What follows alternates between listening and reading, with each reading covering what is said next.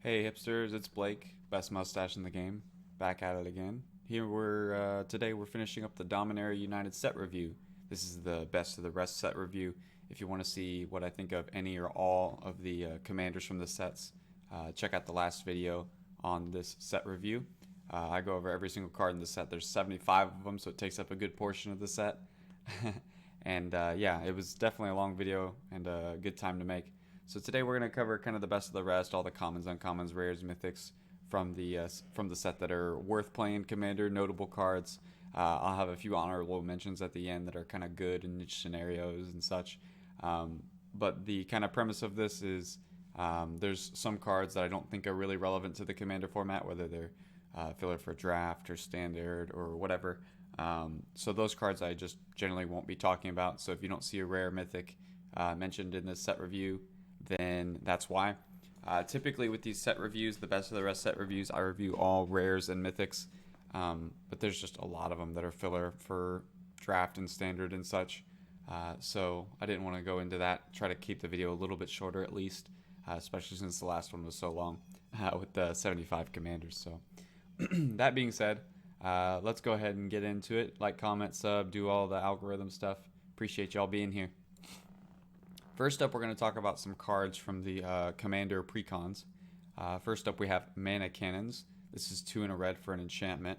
And it says whenever you cast a multicolored spell, Mana Cannons deals X damage to any target where X is the number of colors that spell is. This is one of the themes of one of the precons, obviously, but also a theme of kind of the set with domain and all that sort of stuff. But I think Mana Cannons is actually one of the best payoffs for sure in the set, and really in Commander for playing multicolored spells specifically. As soon as you start, like, even playing just two different colored spells will allow you to machine gun a lot of creatures with 2 damage. If you start playing 5 color spells, 4 color spells, not that there's too many of either of those, but as soon as you start playing those, you can really start going upstairs with a lot of damage or killing big creatures. But yeah, what I'm mostly interested in this card is just playing like 2 and 3 color spells, which are going to be the core of your multicolor matters deck. And it'll just allow you a lot of interaction kind of on one card. This card feels like it's a card that you, as an opponent, you'd really want to answer pretty quickly, as it's going to be hard to stick really much of anything on the board while this is around if your opponents are playing into it, which presumably they would be if it was in their deck. Next up is Historian's Boon. It's 3 and a white for an enchantment. Whenever it or another non-token enchantment enters the battlefield under your control, you get a 1/1 soldier. And then whenever the final chapter ability of a saga you control triggers, create a 4/4 angel creature token with flying and vigilance. So I think this card is actually quite interesting. It doesn't really read very good, but this does provide you with a 1/1 when it comes in immediately. Plus, it's a ETB of non-token enchantments. So all of your things that trigger like Constellation, like Setest and Champion and that sort of stuff, those tend to trigger a lot more than your Argothian enchantresses and such, the ones that want you to actually cast enchantments. As whenever you like mass reanimate enchantments with like a replenish or anything like that, then this is going to trigger off of all of those things coming back. Additionally, if you're in a Saga Matters deck, or you just have some Sagas in your deck because they're good in your Enchantress space deck, then just randomly getting a 4/4 here and there's it's a pretty huge upside, especially when it has flying and vigilance. So I would say don't sleep on this card. It's definitely not like the best Enchantress payoff, but definitely if you're in a Sagas Matters deck, then this is a pretty good payoff for you. And just an Enchantress deck, like just regularly, I think this card is definitely notable and playable for sure. Next up, we have Activated Sleeper. This is an interesting one. 2 and a black for a 0/0 for Rexian Shapeshifter. It has Flash, and you may have it enter the battlefield as a copy of a creature card in a graveyard that was put there from the battlefield this turn, except it's a Phyrexian in addition to its other types.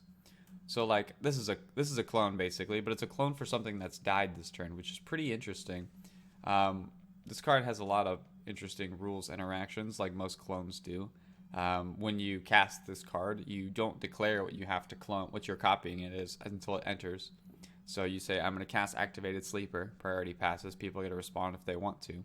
And then when it enters, then it just enters as the thing. They don't get a window to kill this before you get ETBs or anything like that. So I think this card's quite interesting and notable in that respect. It's a very unique clone. Not a lot of clones have Flash. and it's also a clone in black, which is kind of hard to come by. So yeah, definitely a really interesting, cool card. I like the design of this card. Um, Pretty interesting. I don't know where the exact home for it is, but I would expect to see this have some play. Tiller Engine. It's a 2-mana artifact creature construct. It's a 1/3. Whenever land enters the battlefield tapped and under your control, you choose one. You can either untap that land or tap target non-land permanent an opponent controls. There's been a lot of decks in the Commander format's history that have really wanted like Amulet of Vigor in their decks, which is basically just the first mode of this, where you untap lands that enter the battlefield tapped. And this is just another copy of that, really. It's 1 more mana. It's on a creature, which makes it a little bit easier to recur, but more fragile. And then it has like another random mode of tapping your opponent's stuff, which is like not completely irrelevant, but not really that useful, I would say. About the only time I could think of that being useful is if you like mass put tap lands into play, whether it's like a Splendid Reclamation or Scape Shift or something like that. Then you can use this as a weird kind of, freebie to get in with some attacks, but most cases I would just rather untap those lands. So yeah, this card's definitely good for the format for the people that like Amulet of Vigor. If you're playing that in your deck, then this is just obviously going to go in that deck, and you're going to get another copy of it. And since it's a creature, it's at least easier to tutor up in green and such. So yeah, definitely interesting card. Glad it exists. The Mana Rig. This card's adorable. I love this card. It's a 3-mana artifact, legendary artifact. Whenever you cast a multicolored spell, you create a tapped Power Stone.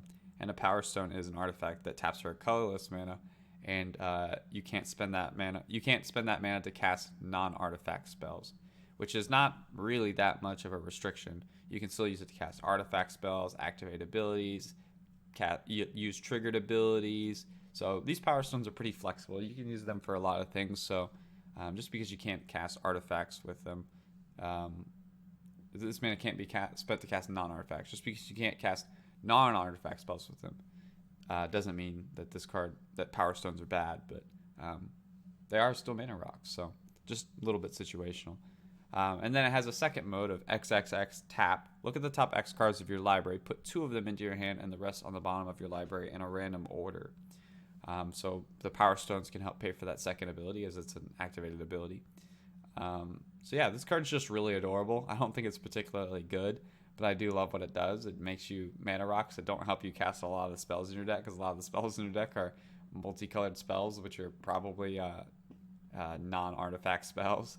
But yeah, it at least gives you an outlet with its second ability, and its second ability is pretty good, but it's just really mana intensive. So yeah, this card's just really cute. I like this card. I think it's fun. It will never be broken. It will never be like really that good. It's just a fun, cool card. I expect to see this in play, and I expect it to lead to some pretty fun games. So yeah, I like the Mana Rig. Next up, one of the best cards in the set, no doubt. It's Gerard's Hourglass Pendant. It's a 1-mana legendary artifact with flash. If a player would begin an extra turn, that player skips that turn instead. Not really that relevant, but okay. 4 and tap, exile the pendant, return to the battlefield tapped all artifact, creature, enchantment, and land cards in your graveyard that were put there from the battlefield this turn. So this is an effect that I've been begging for other colors. So white has had this effect in the form of like Face Reward and Second Sunrise and all that sort of stuff. But this is definitely an effect that lots of other colors could use way better, like blue and black, for example. As blue leans into artifact synergies a lot more, and black leans into sacrificing creatures a lot more. And yeah, it also just brings back creatures, lands, everything. So if you crack a fetch land during the turn that you cast, activate this, sack your board, all that sort of stuff. This will just bring everything in the battlefield tapped again. You get all your ETBs, you get all your value back again. The only downside to this card really is that you have to exile the pendant, so you only get 1 shot at it. But honestly, even with 1 shot, the mana cost that you invest in this card is very reasonable, because Face Reward and its similar cards are all 4 mana basically. Second Sunrise is 3, but it's symmetrical. So just paying 1 more and having it at kind of flash speed still, I wouldn't recommend just kind of deploying this card and just throwing it out on the battlefield. It's not really worth investing the 1 mana up front unless you're like, can protect it in some way. But I would rather just hang on to it in my hand and then kind of surprise with it. But yeah, all that being said, this card is stellar. Face Reward's a pretty powerful card, but it's just kind of in the wrong color. Uh, but the fact that we finally have a colorless version and an artifact, so all your artifact synergy decks, this will work great in. Sacrifice Matters decks, like if you're playing like a black deck or something, and you can bring back all your creatures, whatever. I mean, hell, even some like green or white based like Enchantress decks, if you regularly sack your enchantments for value or something, then you can bring them all back, whether that's sagas or whatever. So this card's just very flexible, very open-ended, just very good in general. This card will find a lot of homes, and I think people already know this card's good. Alright, so we have a cycle of these cards, the Defilers. I'm going to talk about a few of them, but not all of them, as not all of them are really that good, but there's a few of them that are pretty interesting. This white one, for example, is Defiler of Faith. Oh, by the way, I'm going in Wooburg order, and we're starting the main set now. We're out of the Precon cards. So this is Defiler of Faith, 3 white for a 5/5 with Vigilance. It's a Phyrexian human. As an additional cost to cast white permanent spells, you may pay 2 life. Those spells cost white less to cast. If you paid life this way, this effect only reduces the amount of white mana. So all of them have this effect. They all only reduce one of the colored pips on your permanent spells. Not like if you were trying to cast a Defiler of Faith off of a Defiler of Faith, you couldn't pay 4 life and 3 mana for this card. You can only pay 2 white and 3, for example. But they just allow one of the pips on the cards to be Phyrexian mana, basically. And then the last effect of this card is whenever you cast a white permanent spell, you create a 1/1 white soldier creature token.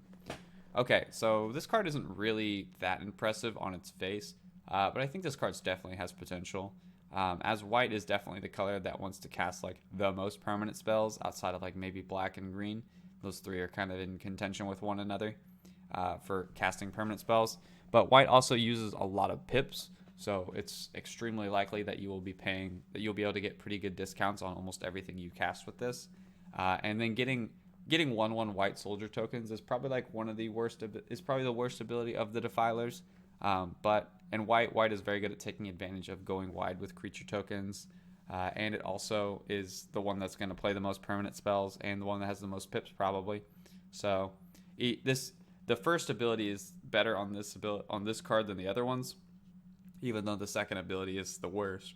But that being said, I think the balance here works out pretty well for this card, and I think this card's definitely playable. Leyline Binding, 5 white for an enchantment. It has flash and it has domain, so it costs 1 less to cast for each land type that you have, basic land type. And then when this enters the battlefield, you exile a non-land permanent an opponent controls until this leaves the battlefield. Okay, so I wouldn't recommend this card in general. If you're paying anything, like if you're playing like 3 mana for this card, it doesn't really feel very good. So you really want to be paying 2 or 1 mana for this card, so it kind of leaves me in like 4 and 5 color decks. I'm not sure how many 4 and 5 color enchantment based decks there are running around, but if you have one, then this is going to be a great card for that deck. So it's a bit specific in that way. If you're just paying 3 mana for a flash O-Ring, I don't really even think O-Ring's that great in Commander, as it's easy to remove and they just get their thing back. The nice thing is if you're an enchantment based deck, obviously you get extra benefits from it, but you have probably better options in my opinion. So all that being said, I think that this card is specifically for 4 and 5 color decks, but if you're in 4 and 5 color decks, especially if you have a good mana base like Triumph, Shocklands, all that sort of stuff, then you can very easily get this to 1 and 2 mana, and then this card feels pretty good. So I would want to be specifically enchantment based decks that are 4 and 5 color for this card, but if you're in those decks, this card's quite good. Sarah Paragon, one of the other best cards in the set for sure. 2 white for a 3/4 angel with flying. Once during each of your turns, you may play a land or from your graveyard or cast a permanent spell with mana value 3 or less from your graveyard. If you do, it gains when this permanent is put into a graveyard from the battlefield, exile it, and you gain 2 life. So this card is just great. Sun Titan and Luris are excellent cards in our format, and this is kind of the in-between version of them. Sun Titan's a bit bigger, but you get 3 mana value permanent of any kind, and you just get to keep it. Even when it goes back to the graveyard, you can get it back. Luris, you can only get back small things, 2 CMC or less permanents that are non-lands. And then Sarah Paragon kind of does a mix of the both. You get 1 thing for turn like Luris. You can get 3 mana value permanents, including lands like Sun Titan. So yeah, it's kind of the in-between of both, and both are good, and this one is also good for the same reasons. Uh, Unlike the other two, the only downside is that this one makes you exile them when they go away, when they leave the battlefield, when they put into a graveyard from the battlefield. But you also get to gain some life from it. So, but this card is just really good recursion, really good value, stapled to a reasonable body. Yeah, this card's just excellent. It's going to see a ton of play. If you're playing a white-based deck and you're playing cards like Savine's Reclamation, Lure, Sun Titan, any of those sort of cards, you'll be very happy to have a Serra Paragon. Next up, we got Temporary Lockdown. 1 white for an enchantment. When it enters the battlefield, exile each non-land permanent with mana value 2 or less until this leaves the battlefield. This card seems quite powerful for all the same reasons that Culling Ritual is good. Now, Culling Ritual gets you basically all of your mana back always. But the important part of both of those cards is that they get rid of tokens. So if your opponents are accruing a ton of foods, clues, treasures, soldier tokens, drakes, just name it, whatever. Scoot Swarm tokens. Oh no, those have 3 CMC, that wouldn't work. But yeah, it kills like all the tokens, all the mana rocks basically, gets rid of them. They get them all back, but obviously the tokens won't come back when this leaves. All that being said, I think this card is still iffy for me. I would still probably only want to play this in enchantment-based decks to get the extra value off of playing the enchantments. But if I just saw this in a generic white deck that wanted to control the board a bit, that didn't invest too much into 2 CMC or lower things, then I could see this being good. But you just don't really want to hurt yourself too bad with this thing, while also trying to get some extra value out of it with maybe Enchantment Matters triggers and stuff. So I think this is a good tool to have in the format for sure. It will definitely see play. How good it is will be definitely very situational, obviously, though. But glad it exists. All right, we're on the blue cards. Silver Scrutiny, X blue for sorcery. You may cast this as though it had flash if X is 3 or less, and you just draw X cards. This is just kind of another variant of Brain Geyser. I would probably recommend playing Brain Geyser / Pull from Tomorrow over this card. But, you know, Silver Scrutiny is probably my next option, unless I'm using Blue Sun Zenith as like a win condition or whatever. But I really like the blue X draw spells. I'm not really very high on the 3 X draw spells. They just feel a bit too inefficient for me. Even in my mana heavy decks, I would rather probably just play these. But yeah, usually my first go-to is like Pull from Tomorrow and Brain Geyser, and then this is the next one. But I don't foresee myself going down that far, wanting 3 X draw spells. But maybe if you are, then this is the next one I would go to on the list. And the extra utility of being able to flash this if you're only drawing 3 off of it. Like 5 mana draw 3 isn't like great, but at least it allows you to hold up some interaction and then at least get some value out of this in the meantime. So I like this card. I think it's a good option at least. Next up, Vesuvan Duplimancy. 3 and a blue for an enchantment. Whenever you cast a spell that targets only a single artifact or creature you control, you create a token that's a copy of that artifact or creature, except it's not legendary. So once again, Blake's going to rant about why the legend rule doesn't even matter anymore and why we should just get rid of it. Just kidding. I'm not going to get into that rant again. But yeah, if you like Orvar and those sort of cards, this is a version of that as an enchantment.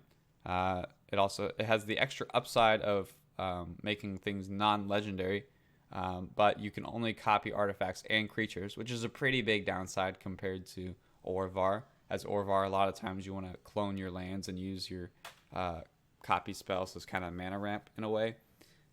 So that is a pretty reasonable downside to this card that Orvar doesn't have. But Orvar is a creature, so he's really easy to kill. This is an enchantment, which is really hard to kill. So, you know, there's some trade-offs here. This card's definitely interesting. Definitely will see play. And where it has homes, it will definitely be good as well. Vodalian Mindsinger. Vodalian Mindsinger. Sure, we'll go with that. 1 blue for a 2/2 Merfolk Wizard. When it enters the battlefield, with 2/1 counters on it for each time it was kicked. You can pay a kicker of 1 in a red and or 1 in a green. And when it enters the battlefield, gain control of target creature with power less than this for as long as you control this. So this card is actually pretty good and pretty annoying. If your opponent has a really powerful utility card, whether that's like a Academy manufacturer or something like that, then you can steal that and mess with them and maybe get some value out of it. But also, it also has the upside of scaling a lot better. So for 5 mana, you can get a 4/4 and grab something with 3 power or less. Yeah, it's just a pretty efficient, really interactive and annoying card for sure that usually blue doesn't really get a lot of access to. That being said, this card's a little awkward in the way that it can only go into teamer decks, blue, red, and green decks. So that's a pretty big bummer for this card, and it's going to kind of hold this card a bit back. But where I could see this card still having a home is in like teamer, like copy / clone decks, or like flicker based decks or something where you can keep resetting this card and being really annoying and moving the things around that you want to grab as more opportunities come, or you can just grab more and more stuff by cloning this. So yeah, I think this card is powerful and could see a home, but it's just a little bit specific in where it has to go, so that may hold it up in a lot of circumstances. Vodalian Hexcatcher, 1 and a blue for a 1/1 Merfolk Wizard. It has Flash. Other Merfolk you control get +1/+1. And you can sacrifice a Merfolk to counter target non-creature spell unless its controller pays 1. So this is obviously just goes into Merfolk decks. If you have a Merfolk commander deck, then this is for you. But this is a pretty great Lord for sure. 2 mana for a Lord is already just kind of good enough. The fact that this has Flash is really nice, so you can kind of surprise your opponents with the Force Spike effect of sacking a Merfolk to make a spell cost 1 more. So yeah, I like a lot of what this card does. I mean, ideally you don't have to sacrifice. Ideally you don't want to sacrifice your creatures to stop spells, but obviously you're only going to do that if it's going to be really bad for you. So yeah, I like this card. If you need a Lord for your Merfolk deck, which you will, then this is a really good one. Next up, we have the Phasing of Zhalfir. It's 2 blue, and it's a saga. Notably, it has the new mechanic called Read Ahead, which basically just means you just choose what chapter you start on.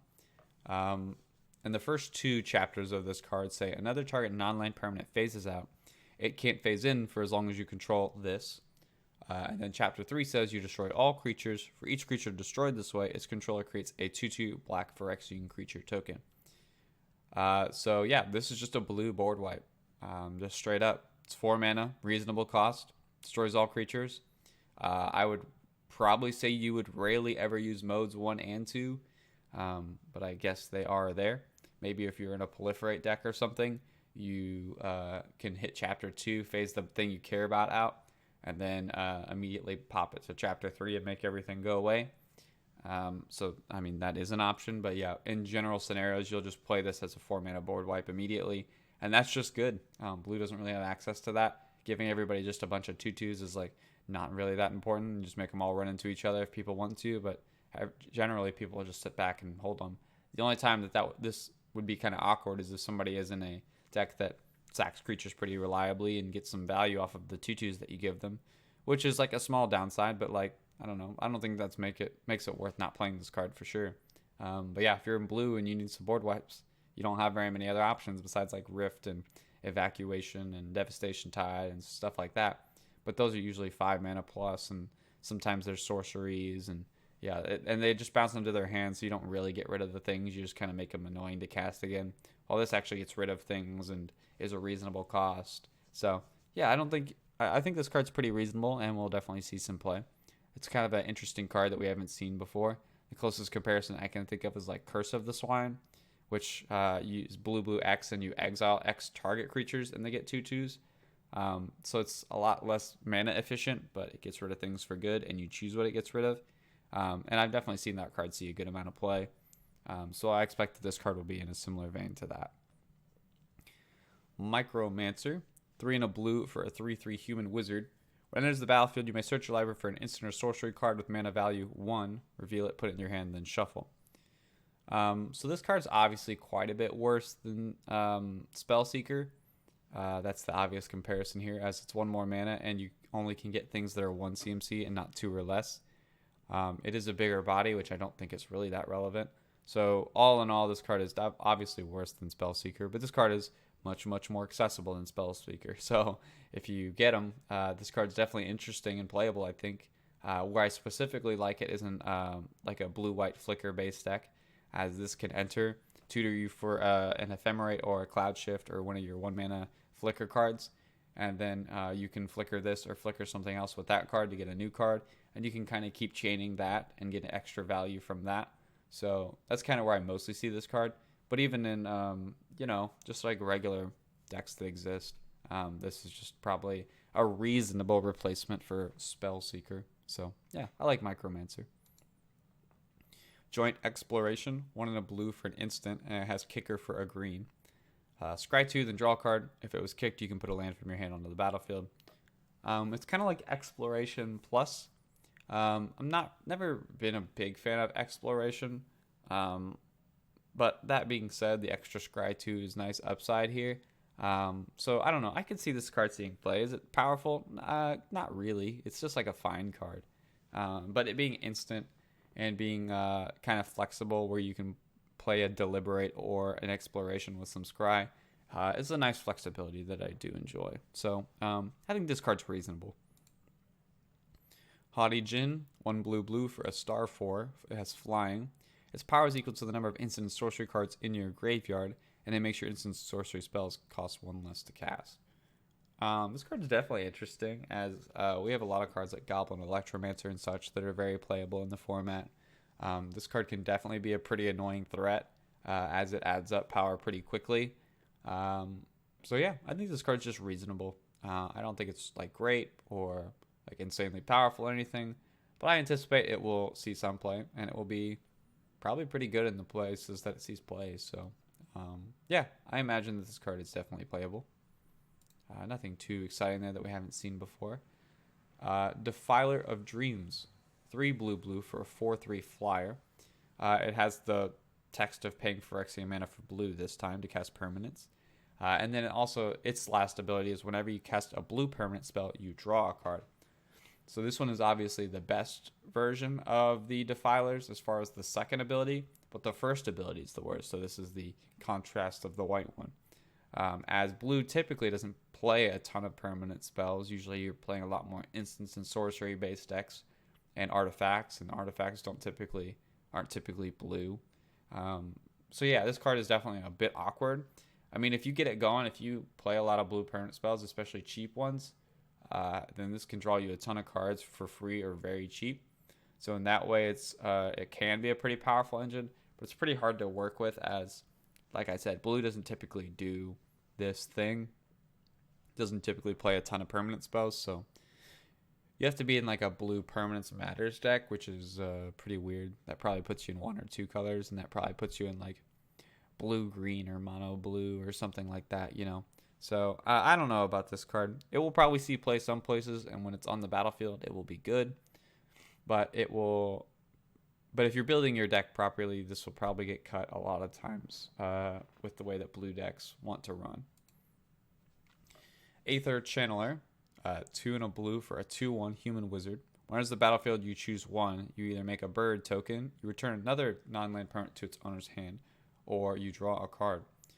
So this card is like significantly better than Callous Bloodmage, I think, which is, I think, kind of an underrated card, but in all honesty, it's not really like that spectacular.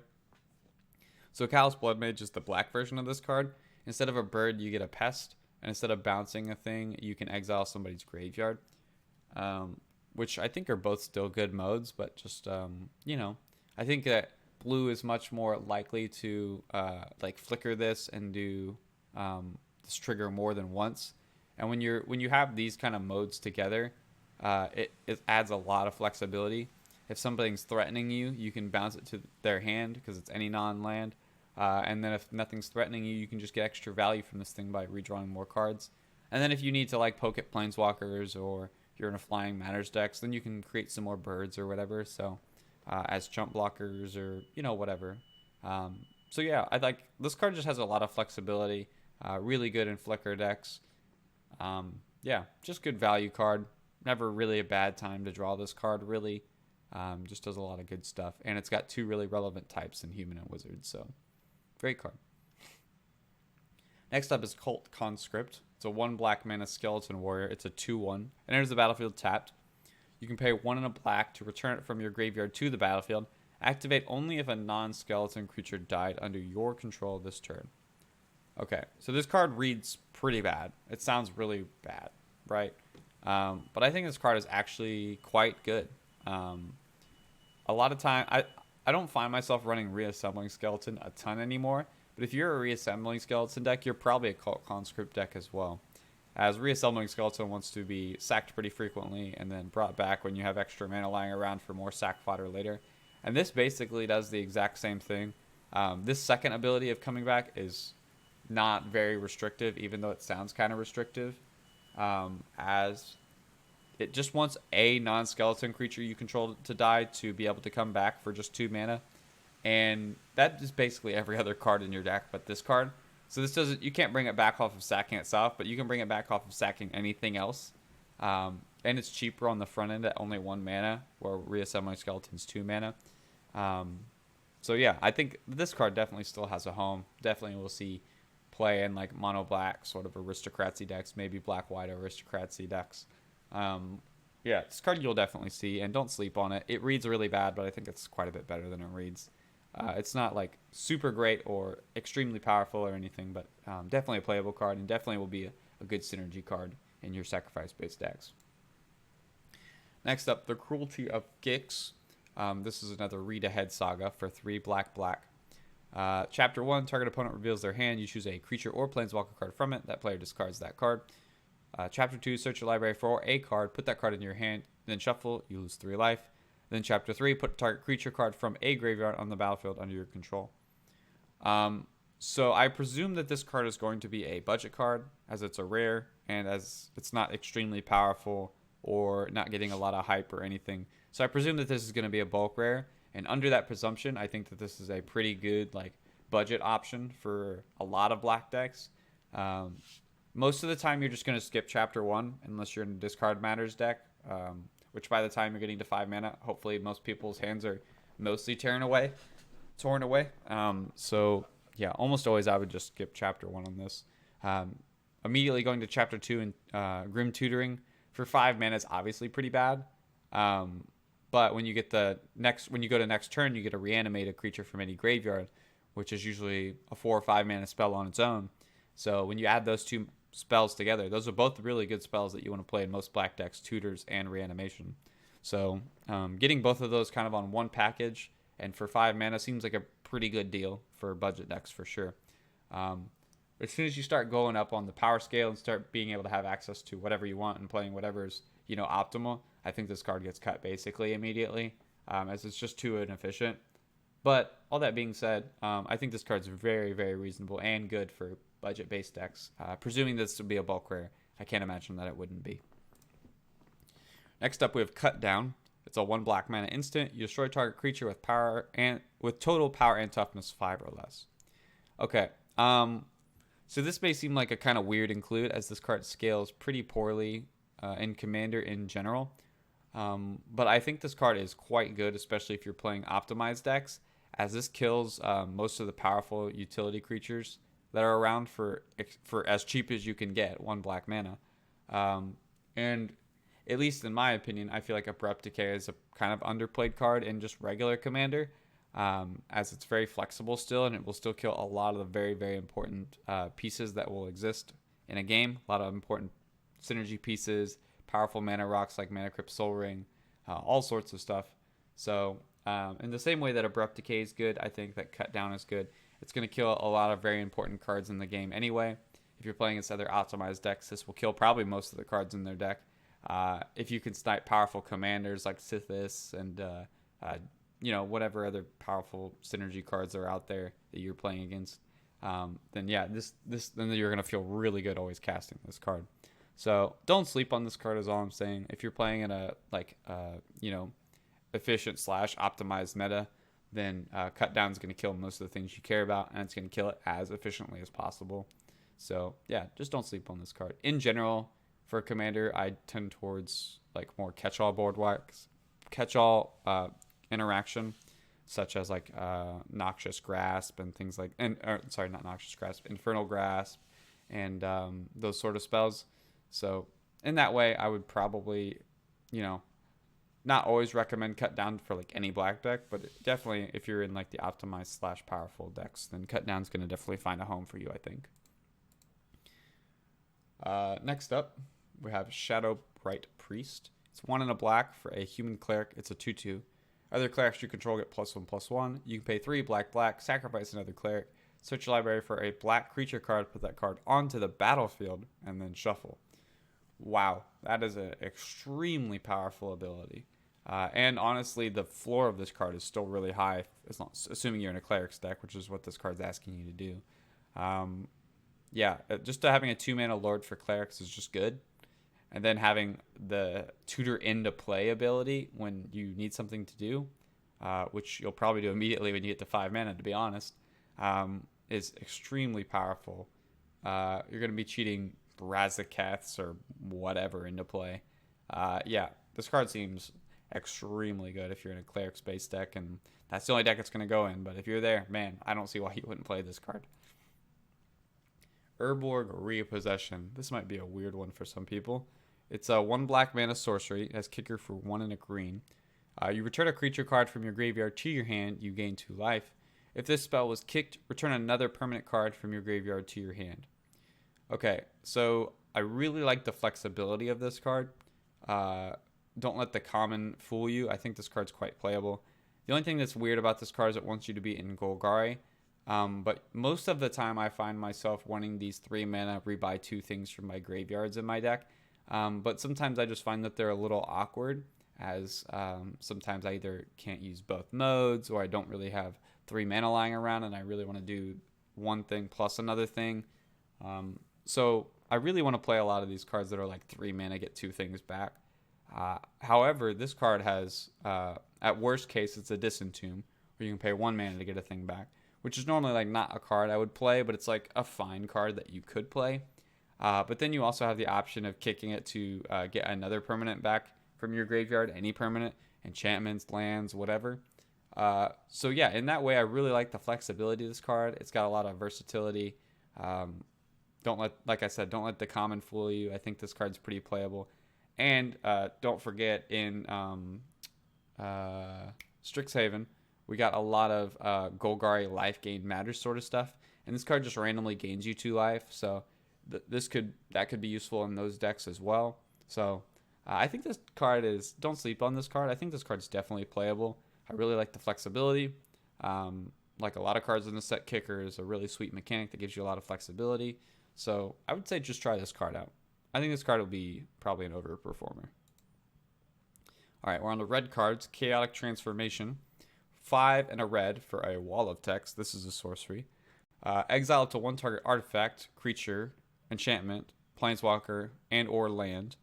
For each permanent exile this way, its controller reveals cards from the top of their library until they reveal a card that shares a card type with it. You put that card onto the battlefield and then shuffle.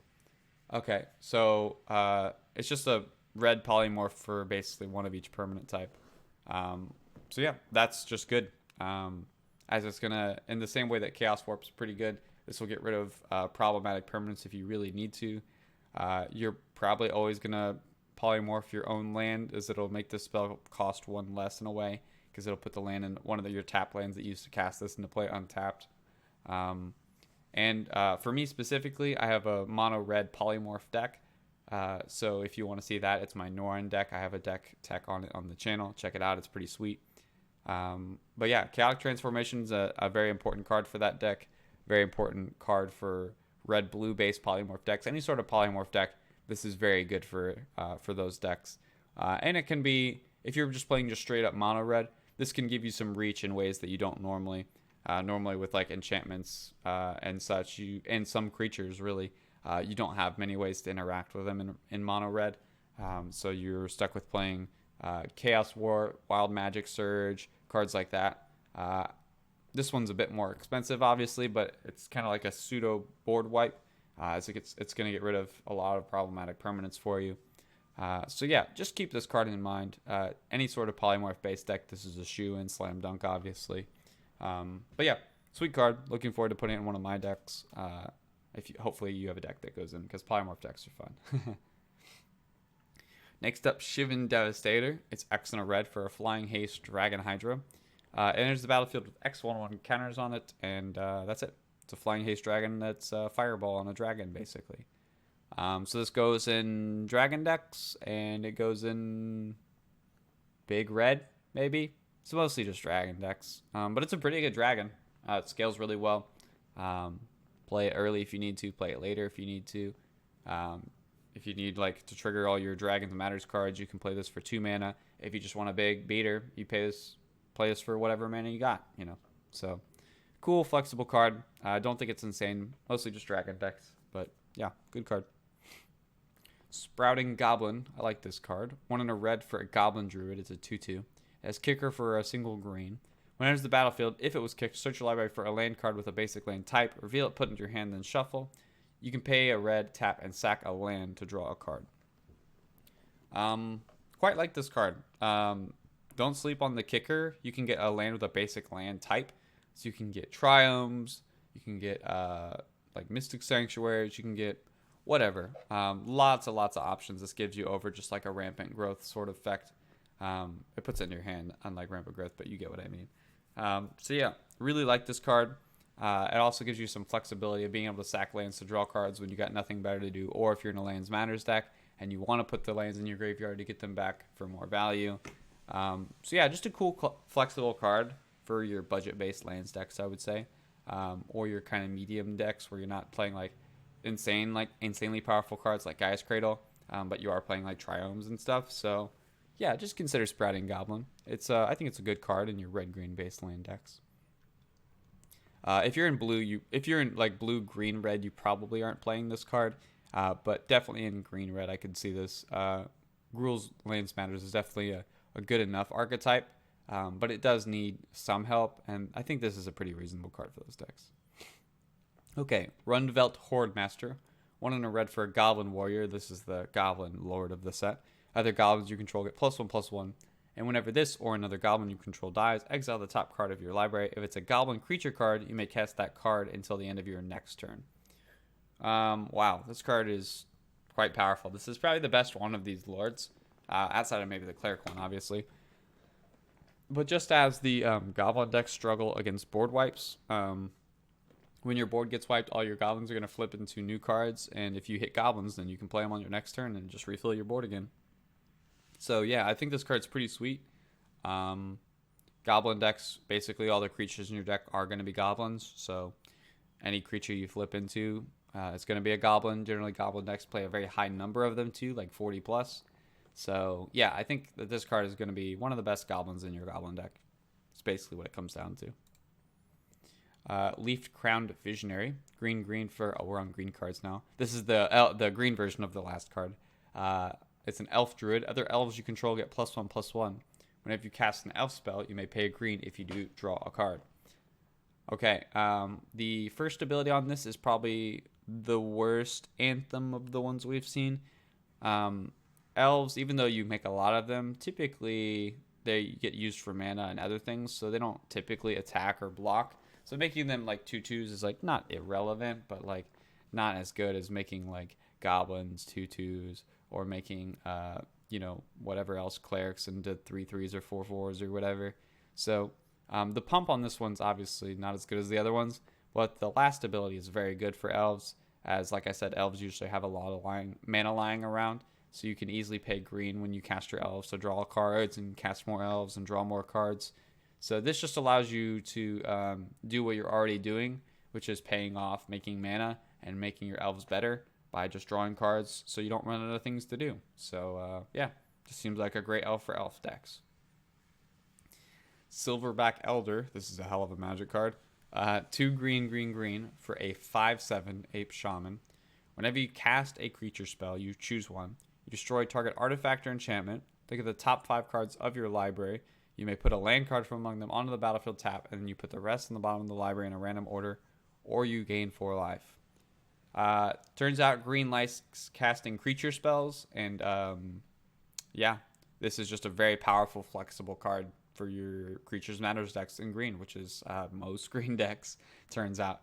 But yeah, every time I look at this card, I expect it to be like 6, 7, 8 mana, just because we've been getting so many like mythic big green idiots that are like Titan of Industry and whatever the land one was from Midnight Hunt or whatever. So we've been getting a lot of cards like those. Cultivator Colossus, that's it. So we've been getting a lot of those. So I just assumed that this card was going to be like 7 or 8 mana, but this is just 5 mana, which is like very, very reasonable for this card, if not kind of undercosted. The main mode I'm interested in here is the first one, obviously. Destroying artifacts or enchantments whenever you cast a creature. Since you're going to be casting a lot of creatures, you'll just be able to machine gun artifacts and enchantments as if you had like an Aura Shards on the battlefield. So many artifacts and enchantments running around with mana rocks and cards like that. So yeah, the first mode's what I'm mostly interested. But if you need more things, if you don't have any problematic artifacts or enchantments, you can get more lanes into play with the second ability, or just gain some life if you don't need any more mana, or you're getting low and scared of dying or something. So yeah, Silverback Elder kind of does it all. Very reasonable, if not undercosted card. It doesn't do anything when it immediately enters, so I would recommend doing like a 6 mana play where you cast this and then a 1-drop creature or something behind it, so that way you immediately get the value, at least some value from it, and then the next turns after that, obviously you can really get the thing going. But generally, cards like this are a little iffy if you just slam them down at 5 mana and hope to untap with them, as your opponents that have artifacts and enchantments that they know are problematic for you will do everything that they can to get rid of this, so you can't get rid of their stuff. So what I would say is I would recommend sequencing this to cast a creature behind it immediately, so you get a trigger at least once from it. So that way, if you don't untap with it, you don't feel awful about it. But yeah, this card feels like it really needs to be answered pretty quickly. And even more so, needs to be answered really quickly, is Defiler of Vigor. 3 green for a 6/6 Phyrexian Worm with Trample. It has the Defiler text on it for green. Whenever you cast a green permanent spell, you put a 1/1 counter on each creature you control. Wow. So once again, green is one of the best colors, if not the best color, at playing green permanent spells. This card is already undercosted as it is, being a 5 mana 6/6 with Trample. But then it also randomly pumps your whole team by putting 1/1 counters on all your stuff. I don't know why it's 1/1 counters and not +1/+1 until end of turn or something like that. I don't know. I don't know why it doesn't just put 1/1 counters on only green creatures. It just puts them on all your creatures. Yeah, this card just seems kind of obscene. This card seems like one of the best cards in the set for sure. Green decks play a lot of permanents. They want the green pips reduced. And pumping their board is just great because green has big idiots that they already want to smash with. And it makes itself bigger too whenever you cast green permanents. So yeah, I don't really know what they were thinking with this card. This card seems kind of insane. But yeah, definitely one of the best cards in the set, and you will definitely see it in your Commander games. I don't think I need to say much more than that. I will say at least it's a regular rare and not a mythic. That's the one thing I'll say. So hopefully it's a little bit cheaper. Probably won't be though. Golden Argosy, 4 mana vehicle. It has crew 1. It's a 3/6. Whenever it attacks, exile each creature that crewed it this turn. Return to the battlefield tapped under your control at the beginning of the next end step. So you get to flicker all the creatures that crew this, which is pretty sweet. Obviously, most vehicles, you generally want to play them in either Artifact Matters decks or specifically Vehicles Matters decks. I'm the Vehicles guy, so I like talking about all the vehicles when they come out. But yeah, I think this card's a nice little piece for Vehicles decks. Being able to flicker all your things a lot with the way I build Vehicles decks usually is most of my creatures, rather than being good at crewing, I just try to find creatures that just have good ETBs, and I get most of my value just when I play them.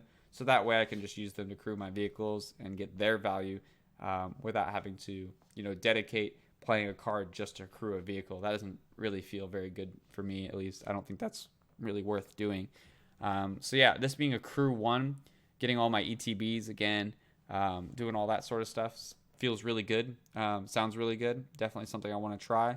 And you can, like I always say with vehicles, you can overcrew them because you can put 1 power or more in. So if you want to flicker your whole board, you can tap all of them into this and then flicker them. You don't have to just put a 1/1 into it or whatever.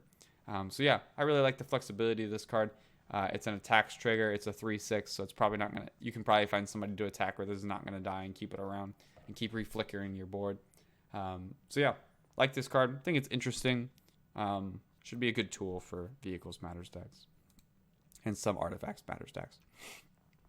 Karn's Silex. It's a 3 mana artifact, enters the battlefield tapped. Players can't pay life to cast spells or activate abilities that aren't mana abilities. So that is pretty annoying compared to the Gerard's Hourglass, which the static text didn't really mean anything. This one actually is pretty annoying, as it stops fetch lands, stops a lot of the Phyrexian mana stuff we've been looking at, stops a lot of things. And then you can also pay X, tap, and exile this to destroy each non-land permanent with mana value X or less, activate only as a sorcery. Okay, so this card reminds me a bit of Nevin Neural's Disc, and it also reminds me of Pernicious Deed. I like the comparison more to Pernicious Deed, as this definitely does something more in line with that. Having to pay X and destroying each non-land permanent with mana value X or less is a really nice mode. I think Pernicious Deed is a bit underplayed nowadays, honestly. This can kill anything that you want. It's colorless, so it can go in any deck. You do have to wait a turn like Nevinural's Disc when it enters tapped, but it is a pretty powerful tool, I think. Good to have more colorless board wipes, and it's a flexible board wipe at that. And sometimes the static ability will be very annoying for some opponents, and when that's the case, you'll just hang on to this and let it sit there. Just like Gerard's Hourglass, though, you do have to exile this, so you only get one shot at this. But, I think that's still worth it. I think this card will definitely find a home. Cool card. I like it better than Nevinural's Disc. Don't like it as much as Pernicious Deed, but it's colorless, so it can go in way, way more decks. So, yeah, cool card. Glad it exists. Relic of Legends. This is a very good 3-mana mana rock. It's a 3-mana artifact, taps for 1 mana of any color. You can tap an untapped legendary creature you control to add 1 mana of any color.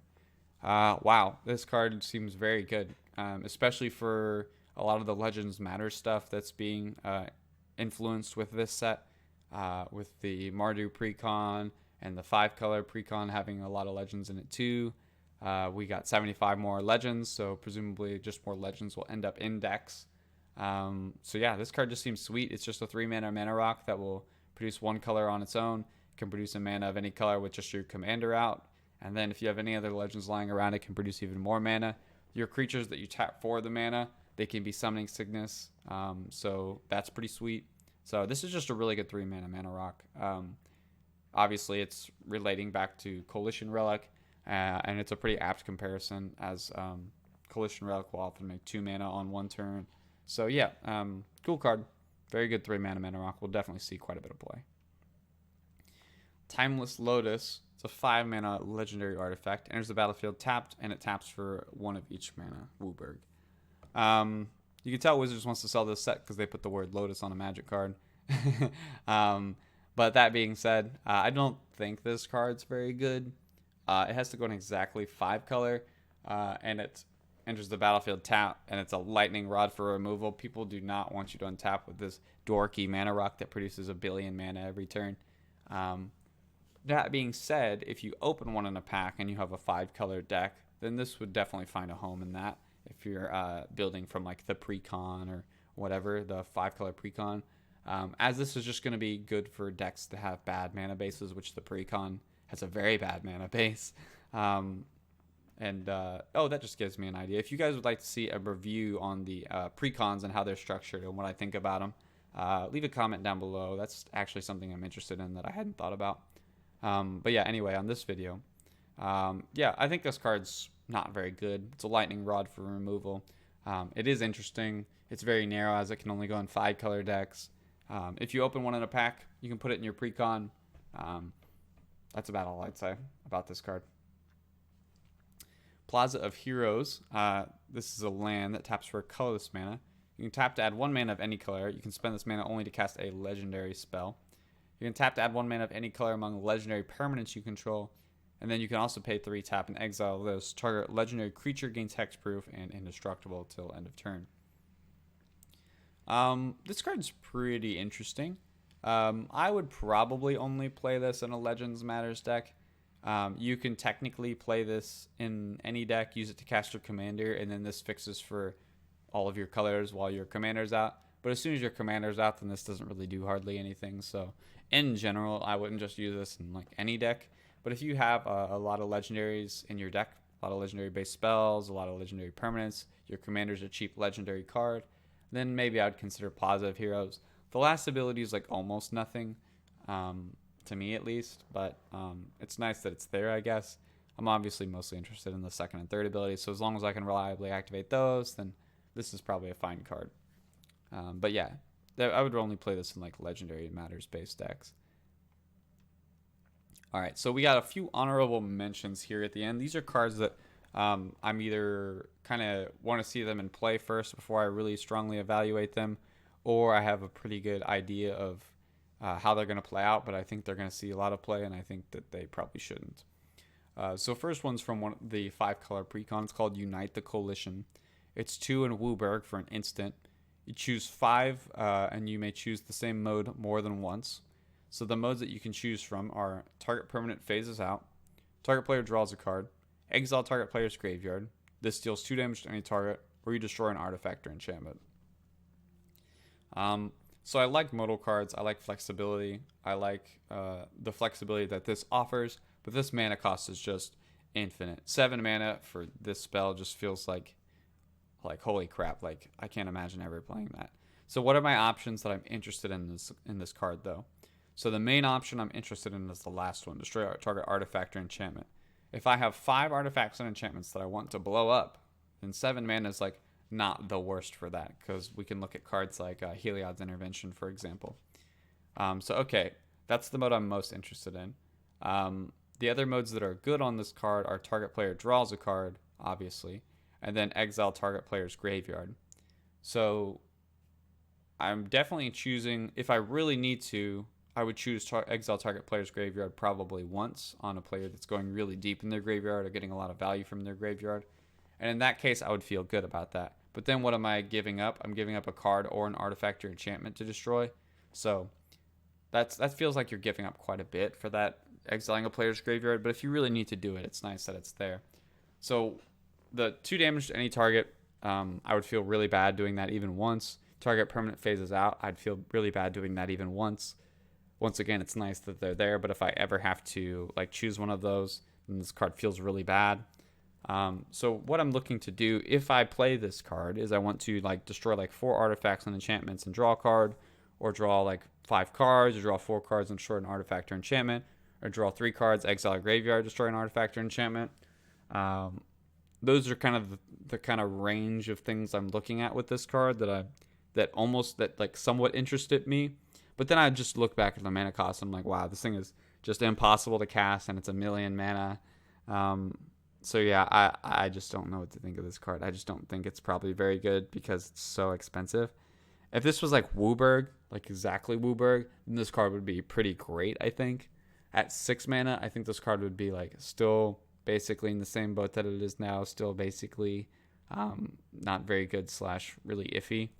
But 5 mana, this card would be really, really great. It would just be great. But for 7 mana, that's just like, it's just infinite mana, man. This is just way too much mana. I can't even with the flexibility, even with all the different modes, I just don't think that this card gets there for me. I want to like it, but I don't think it gets there. Stronghold Arena, 1 and a black for enchantment. It has kicker for green and or white. When it enters the battlefield, if it was kicked, you gain 3 life for each time it was kicked. Pretty irrelevant mode. Whenever 1 or more creatures you control deal combat damage to a player, you may reveal the top card of your library, put it into your hand. If you do, you lose life equal to its mana value. Okay, so what sucks about this card is this card has kicker. If you could eliminate that line of kicker, where it wants you to play green and white and black to play this card, if you could just play this card in a black deck, this card would be great. This card would be awesome, as it would just be a bob that you can activate when you want to. You can activate it multiple times a turn if you hit multiple players. So yeah, this card would be so awesome, so great if it was just mono black. But the fact that this card is an Abzan is just, man, it kills this card. It kills how many decks this card can go in. As now that we're in Abzan, it's like, okay, do we want to play this enchantment that will sometimes draw us cards, or do we want to go more into our strategy? I mean, I guess if your strategy is like Abzan enchantments, then like, sure, this goes along with your strategy. But you also want creatures that can hit people. and that means you probably want creatures with evasion, which you're probably not playing if you're playing a Habsand Enchantress. So yeah, this card, man, the kicker on this card just kills it. And the kicker doesn't even do anything. That's the part that really sucks. The gaining life is just like so irrelevant on this card. It's just for like limited or whatever they added that mode, or just to say that it has kicker or whatever. So yeah, this card's still like pretty solid, but like yeah, the fact that it's just so limiting in the decks it can go in is probably going to kill the fact that this card's going to get played very much. But yeah, this card is good, but like it's just hard to get it in a good deck because of the colors. Llanowar Loam Speaker, 1 and a green for a 1/3 elf druid. It taps to add 1 mana of any color. Or you can tap it, target land you control becomes a 3/3 elemental creature token with haste until end of turn. It's still land, activate only as a sorcery. I don't, in general, this card just at a base level isn't really that good. We have so many 2 mana dorks that just do a lot more than this card. But the second mode's kind of unique. Being able to turn one of your lands into a 3/3 is pretty nice. If you are specifically in a I want to make my lands creatures deck, which there isn't a lot of. Most lands decks don't do that, but there are some specific lands decks that do that. And if you are doing that, then I could see this card being reasonable, if not good, in your deck. It's just a 2 mana dork is like at a base level, not like awful. It's playable, but it's not like good. But being able to produce more land creatures for your extra land creature synergy sort of stuff you have in your deck with this is really nice. So in those specific decks, I would say this card's good. In random elf decks or whatever, this card's probably not good, as elves just has so many 1-drop mana dorks and better 2-drop mana dorks than this. This just probably won't make the cut unless you just have it lying around and you want to throw it in an elves deck. And then it will be like fine. But yeah, there's infinitely better options in elves decks. But specifically in land creature based decks, then this will be good. Inscribed Tablet. It's a 1 mana artifact. Taps and sacks to reveal taps 1 mana, tap and sack this to reveal the top 5 cards of your library. You can put a land card from among them into your hand, and the rest on the bottom of your library in a random order. If you didn't put a card into your hand this way, you draw a card. So this is just an egg. It's a pretty sweet little egg. We haven't gotten an egg this good in a while. It's pretty flexible. It almost guarantees you get a land if you want to land with it, and if you don't want to land, you can just take a random card, which is pretty cool. So yeah. If you're a deck that cares about sacrificing artifacts, you're playing eggs, that sort of stuff, this card's pretty playable. One of the better eggs we've gotten in a while. All right, and then the last vehicle in the set is Weatherlight Completed. It's a 2 mana legendary artifact vehicle. It's a 5/5. You can't crew it. It has flying. As long as this has 4 or more Phyresis counters on it, it is a Phyrexian creature. Okay. So how do you get these Phyresis counters?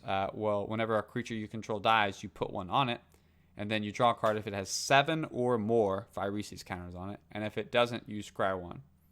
Okay, so when a creature dies, this gets a counter, and you scry 1. When this gets 4 counters, it becomes a creature. When it gets 7 counters on it, then you get to draw cards when your creatures die. I don't know what the heck you're supposed to do with this card. I think this card just sucks. This card once is a vehicle, so you think you want to put in your vehicles decks. Nope, you can't crew it. It doesn't do anything with vehicles, so okay, forget that. What else do I want to do with it? Do I want to put it in a creature's dies deck? I guess so, because that's the only way I can ever turn it into a creature or draw cards off of it. Okay, well, it's not a creature in my deck that wants to sacrifice creatures, so that's bad. Having just a scry trigger for before I get to 7 creatures is worthless.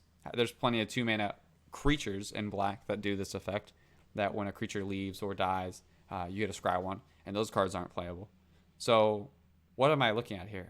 Like an awful Midnight Reaper? Like, why am I not just playing Midnight Reaper or like a million of the Grim Horror specs or like any of those cards? Like, sure, this one cares about when tokens die, but like, am I gonna have 7 tokens die when this thing is out? Like, if I draw this card anything later than turn 2, this card's just never coming online, right? Like, even if I'm in a sack heavy deck. Like, say I draw this card like 5th or 6th turn in the game, it's like, oh, what the heck am I going to do with this now? Like, and it doesn't even really do anything when it's good, right? You got to sack a million creatures before you even get any value off of this. This card just sucks. I just want to talk about this because it's really bad, and it's a vehicle, and it looks really cool, but you can't even crew it, so it's not really a vehicle. So I just don't know what this design is. This thing is just all over the place. I have no idea what the heck this thing is. But that's my last rant for the video, last card of the video. That's the best of the rest set review for Dominaria United. Like I said before, if I didn't talk about a card here, I don't think it's relevant to the format. I don't think it really has a home. It's either for limited or standard or whatever. But if you think I missed anything, if you think I'm sleeping on a card or something, let me know. I'll give you a quick little review in the comment section or something, what I think of it. But yeah, I've been Blake. This has been the Dominaria United set review. We just made it just over an hour. So yeah, appreciate y'all sticking around. Bruise Day's coming up. I'll probably going to do another Dominaria United commander this time. But I definitely am thinking about doing, like I said, the pre-con commander reviews. And I'm also got a buddy that's interested in seeing an Oscar deck made for Bruise Day. So that might be one that I have coming up too. So if you're interested in any of that stuff, let me know down below as well. So hope you all have a great day. Take care of yourselves.